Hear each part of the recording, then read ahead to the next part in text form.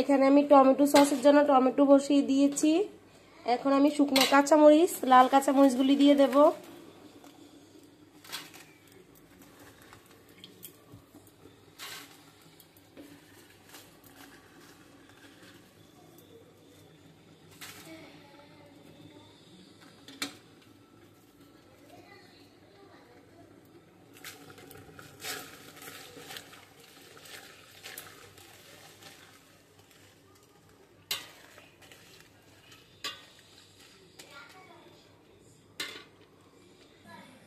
এখানে এই তো রসুন কেটে নিচ্ছি, রসুনও দিয়ে দেব।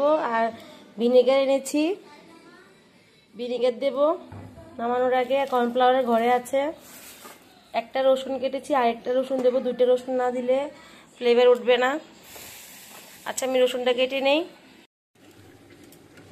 এখন আমি রসুনটা একটু হালকা ধোয়া দিয়ে দিয়ে দেবো।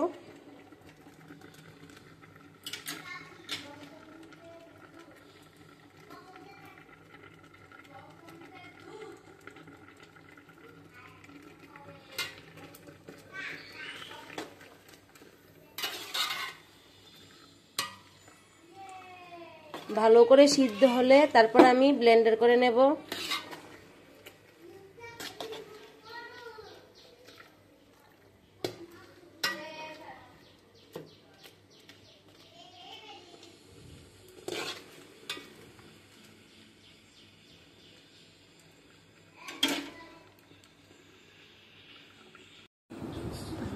কালকে আমাদের বুট এনেছিল, তাই ওখান থেকে কিছুটা রেখে দিয়েছিলাম। এখন ভাবলাম যে মেখে নিয়ে সবাই মিলে আমরা খাবো। আজ এখন দুই বিচ্ছু মিলে বসেছে একসাথে খেতে, ভাগাভাগি করছে কিভাবে। দেখুন, আপনাদের ঘরে কি দুই বিচ্ছু আছে? জানাবেন কমেন্টে। সবারই মনে ছোটোবেলাটা এমনই হয়, আমরাও এমন করেছি। এখন আমার মেয়েরাও এমন করছে, দেখলে ছোটোবেলার কথা মনে পড়ে যায়।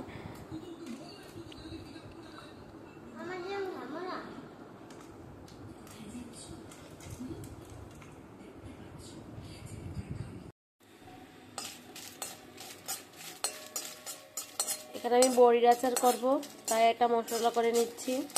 শুকনো মরিচটা টেলে নিই।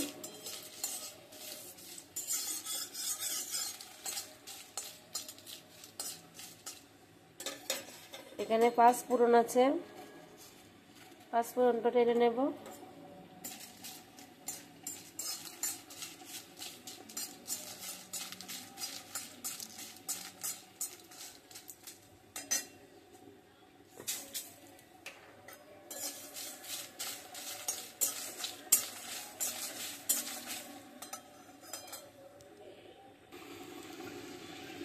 এখানে জলপাই আর বড়ি একসাথে গুড় দিয়ে পাক দিয়ে নিচ্ছি।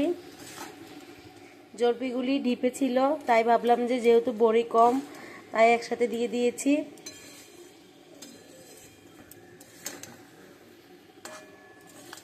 একদম টক বড়ি এগুলি। পাশের বাসায় একজনের গাছ ছিল, ওই ভাবি আমাকে দিয়েছে খাওয়ার জন্য। সবগুলি আর খাওয়া হয়নি, কিছুটা রোদ্রে দিয়ে শুকিয়ে এই তো এখন আচার করে নিচ্ছি।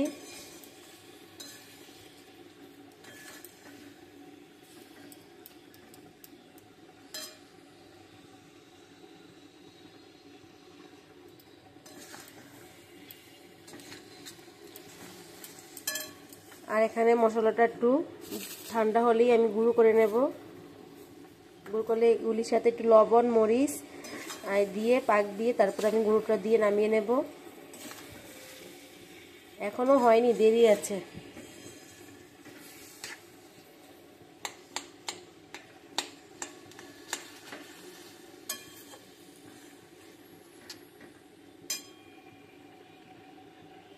কেউ কি কখনো খেয়েছেন বড়ই আর এই যে জলপাই আচার?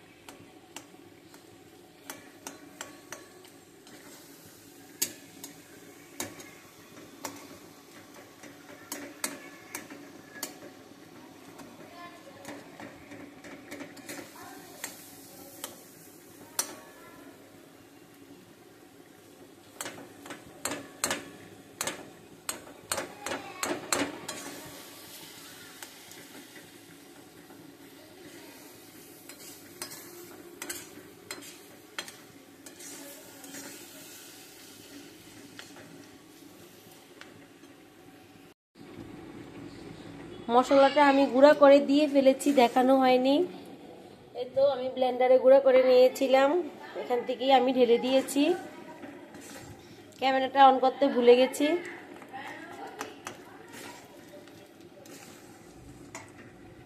খুব সুন্দর একটা ফ্লেভার বেরিয়েছে।